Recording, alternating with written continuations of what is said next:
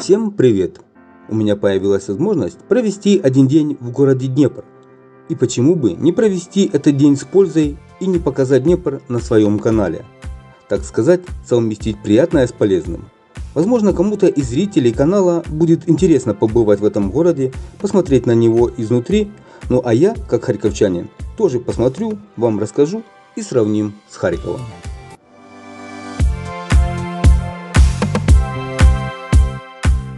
Город Днепр расположен в самом сердце Украины на берегах реки Днепр. Историки утверждают, что город возводился под статусом третьей столицы империи, который так и не получил, оставаясь в начале 19 века провинцией. В настоящее время в Днепре более 1 миллиона жителей. Город контрастов открыт для туристов в любое время года, и там действительно есть на что посмотреть. Например, сквер Героев, бывший сквер имени Ленина. Расположен между улицей Староказацкой и проспектом Пушкина практически в центре Днепра. Он признан одним из самых популярных мест отдыха местных жителей и гостей города. Сквер Героев в Днепре – красивое место с множеством интересных локаций. Фонтан в форме чаши с множеством водных струй. Это украшение парка, место встречи и традиционных фотосъемок. Чернобыльский колокол – мемориал, посвященный жертвам Чернобыльской катастрофы. Открыт в 2001 году, состоит из фигурной арки, символизирующей ядерный взрыв, и 140-килограммового бронзового колокола. В 2010 году около памятника построили новую фигуру – птицу с обожженным крылом. История сквера Героев давняя и немного жуткая. До 1917 года здесь был каземат и арестантские роты. После революции все тюремные постройки уничтожили, но место, где они стояли, еще до 1927 года называлось Тюремной площадью. После 1927 года Майдан превратили в сквер имени Ленина. Это имя он носил до 2015 года. Тогда был переименован сквер Героев, обобщенный образ всех воинов, которые так или иначе отдали свою жизнь за Украину. И сейчас вы можете наблюдать аллею героев. Это самый масштабный мемориальный комплекс в Украине, посвященный погибшим во время революции достоинства и антитеррористической операции. Здесь размещены стелы с изображением и именами павших украинских воинов.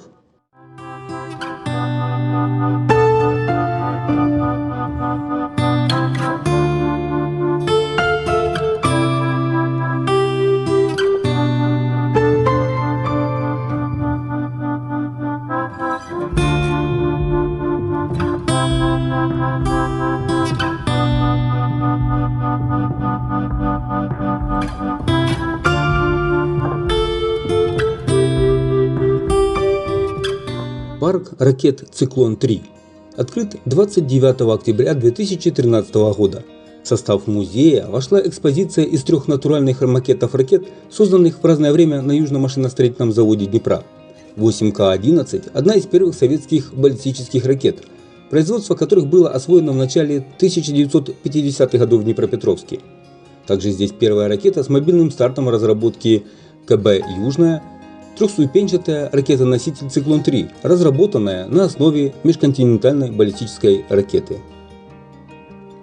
Город Днепр, а до мая 2016 года Днепропетровск, основан в 1776 году. Первоначальные названия города Екатеринослав, Новороссийск, Днепропетровск.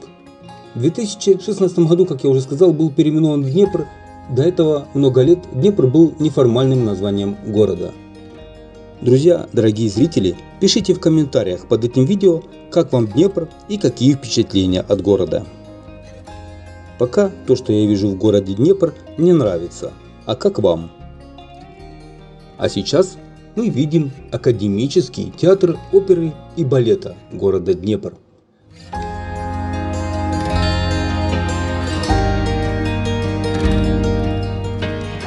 И в сквере около театра оперы и балета установлен светомузыкальный фонтан «Муза».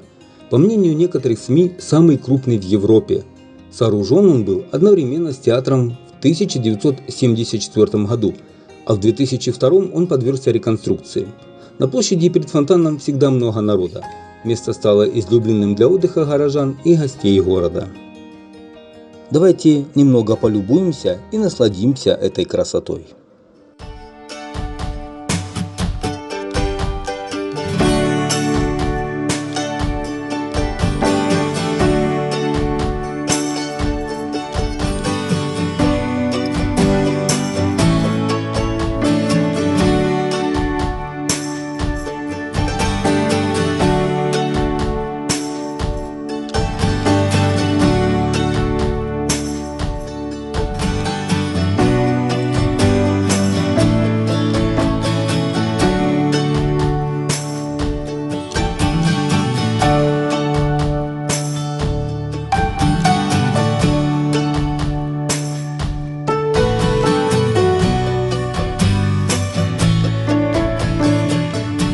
Днепр – важнейший промышленный центр Украины. Особенно тут развита металлургия и металлообработка, а также машиностроение и смежные отрасли. В Днепре в свое время находилось Министерство черной металлургии СССР. По этой же причине город был одним из ключевых центров космической и оборонной промышленности. Из-за этого сюда вплоть до 90-х годов даже не пускали иностранцев.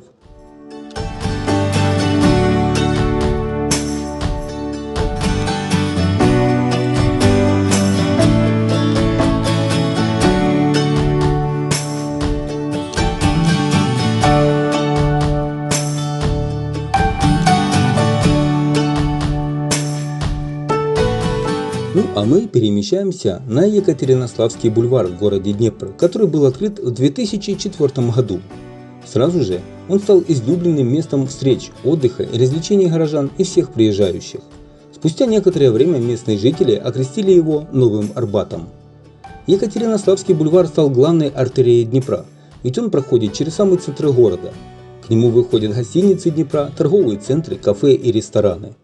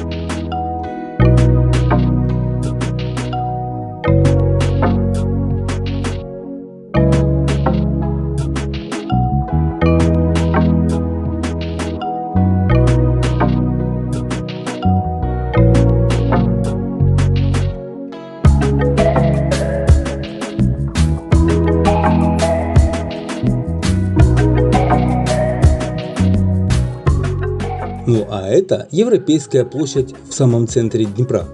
Европейская площадь – современное место для отдыха жителей и гостей города протяженностью 155 метров. На бульваре можно отдохнуть в уютных кафе и ресторанах, воспользоваться бесплатным Wi-Fi, посетить торгово-деловой центр, купить сувениры и подарки для родных. Изюминкой площади является французская карусель, изготовленная знаменитой фирмой, которая сохраняет традиции производства подобных аттракционов уже более 100 лет.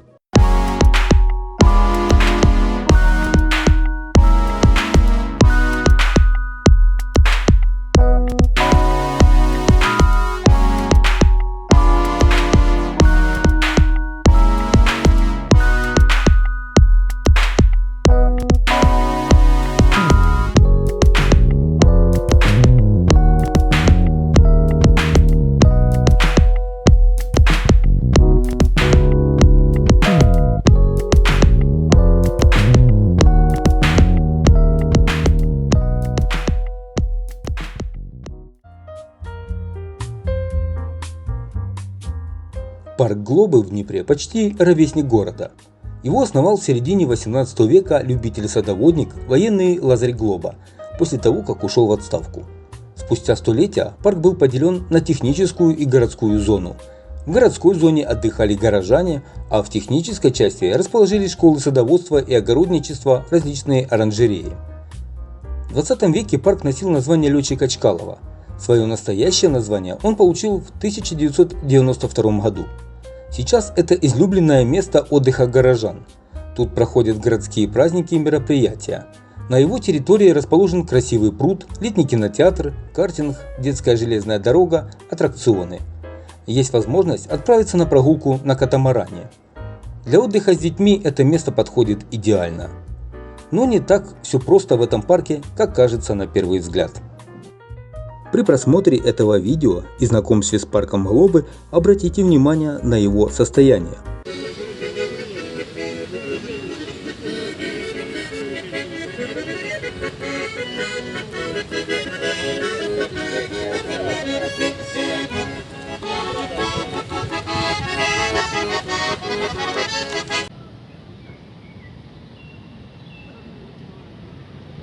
Я много читал и слышал негативных отзывов о парке Глобы, но не верил. Захотелось посмотреть своими глазами.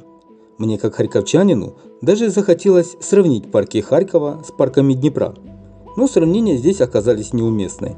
Они отличаются, как земля и небо. Да и вы сами все увидите в данном видеоролике.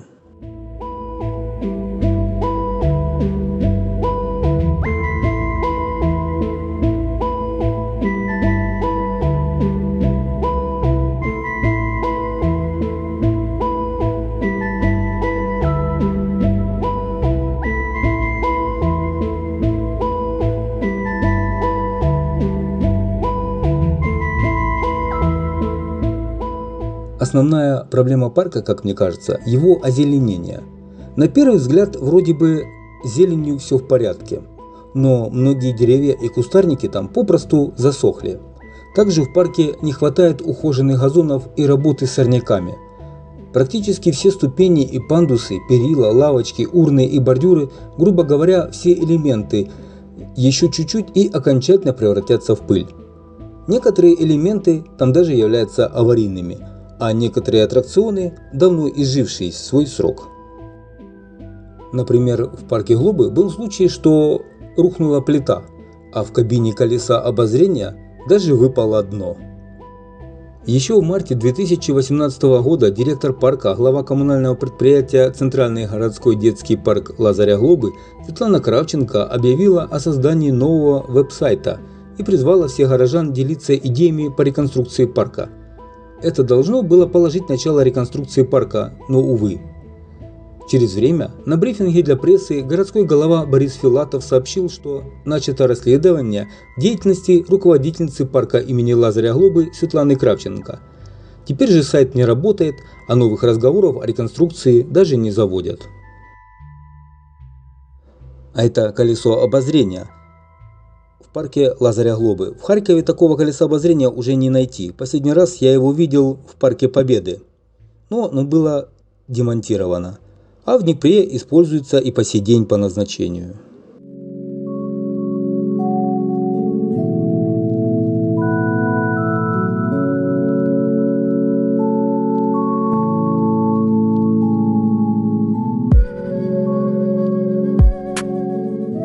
Вы знаете, у меня, как у харьковчанина, видевший парки, центральные парки города Харькова, данный парк Лазаря Глобы в Днепре вызывает чувство стыда и сожаления.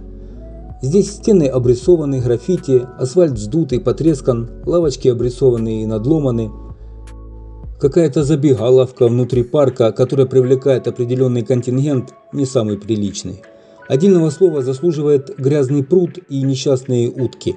А открытый летний кинотеатр похож на здание из фильма ужасов. Тоже колесо обозрения пора сдавать на металлолом. Территория парка огромная, красивая природа, но все какое-то недоделанное и не хватает хозяйской руки. Можно сделать на этой территории что-то лучше и интереснее, только нужно для этого желание.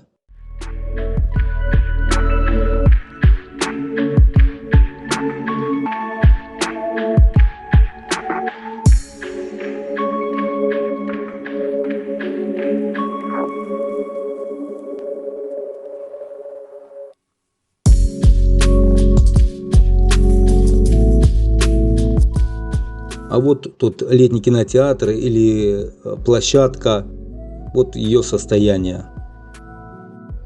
Ушатанный и подуставший заборчик, не покрашенный вокруг пруда.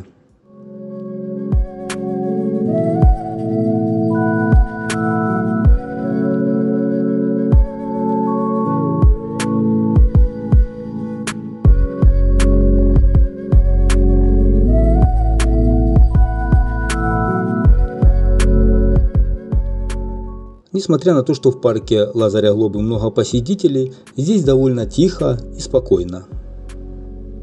А еще в парке Лазаря Глобы в Днепре есть трогательный зоопарк, в котором можно погладить, подержать на руках питомцев.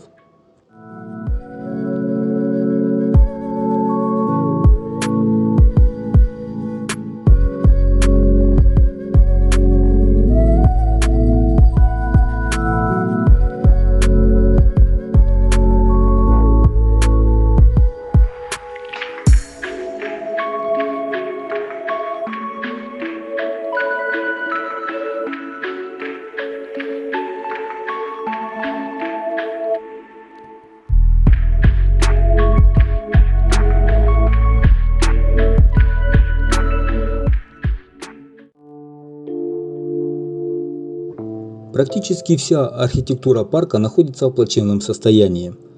Вот посмотрите, например, обвалилась часть моста, ее закрыли заборчиком, и на этом все. Итак, многие объекты парка в критическом состоянии и нуждаются в реконструкции.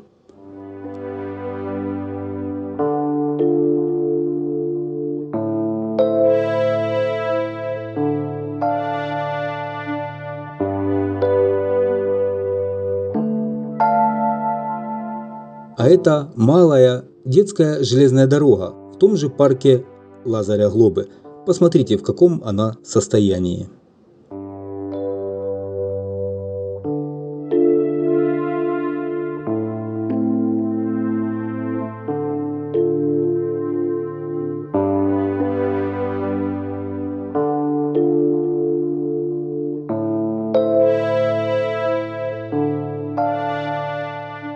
В общем, вы все сами видите. Напишите в комментариях, как вам парк Глобы в Днепре.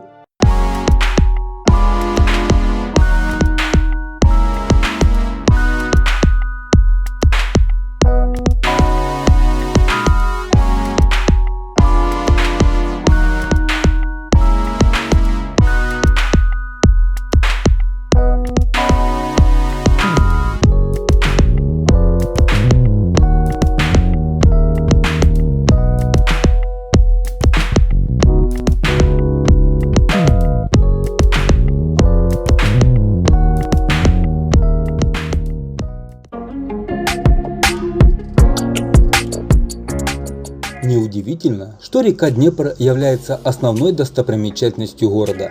Это его гордость, ведь набережная раскинулась более чем на 23 километра. Это самая большая протяженность во всей Европе. Интересно, что вплоть до середины прошлого века здесь располагались склады, небольшие фабрики, а вот мест для отдыха не существовало вовсе. Тем не менее, именно тогда берег был укреплен бульваром, создан проспект Набережная и парковая зона. И мы сразу же переносимся на Монастырский остров, самое легендарное место города. Сейчас он привлекает необычной природой и богатой историей. Скалистые возвышения переходят в песчаный хвост. Некогда остров был главным местом для отдыха для всех, кто следовал по Днепру. Считается, что в разное время на пути из Варяг в Греки тут останавливались Андрей Первозванный, Владимир Великий, князь Мстислав и княгиня Ольга. Свое название Монастырский остров получил в честь византийского монастыря, основанного в 870 году.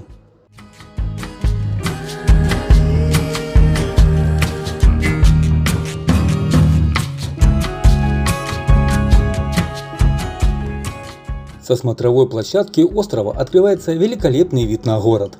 Внизу есть возможность насладиться искусственным водопадом, парком отдыха и пляжем. В 1958 году на острове возведен памятник Тарасу Шевченко. По сей день он самый большой на территории всей Украины. Но жемчужиной острова является построенный в 1999 году храм Святого Николая. Кстати, его купол и даже часть белоснежных стен видно с многих точек города.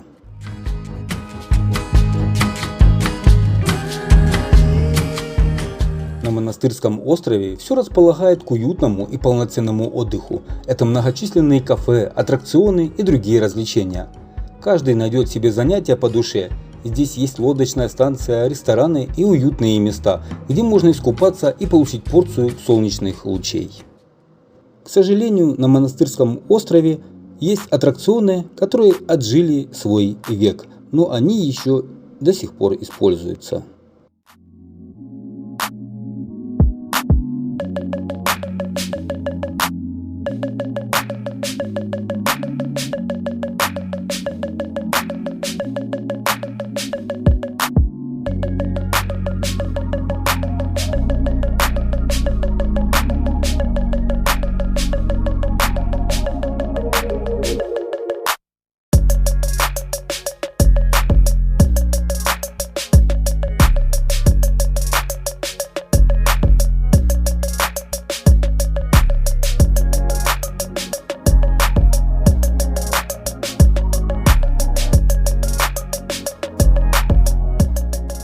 Впереди вы можете наблюдать водопад Порог Ревучий, который работает в летний период, выходные и вечером в будние дни.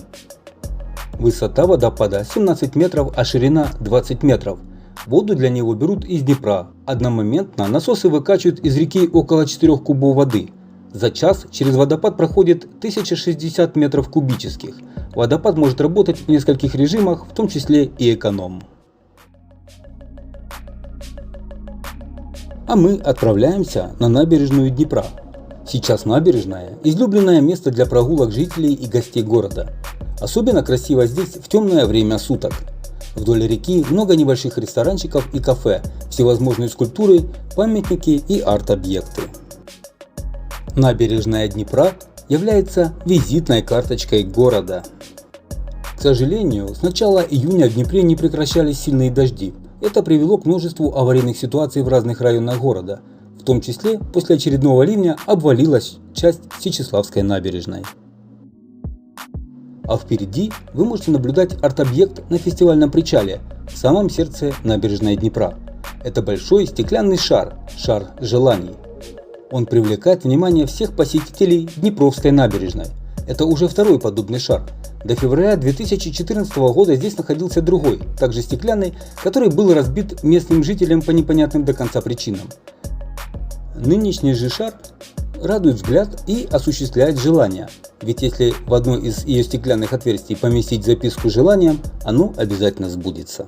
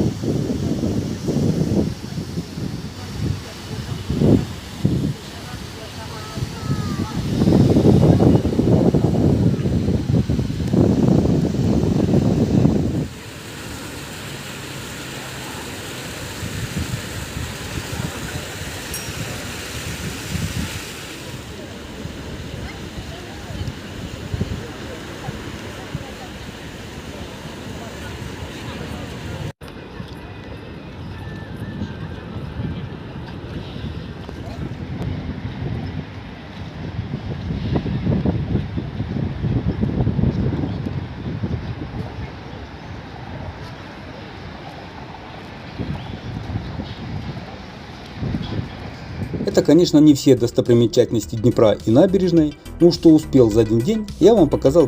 Я благодарен всем за просмотр, подписывайтесь на канал, ставьте лайки, пишите комментарии и до новых встреч, друзья!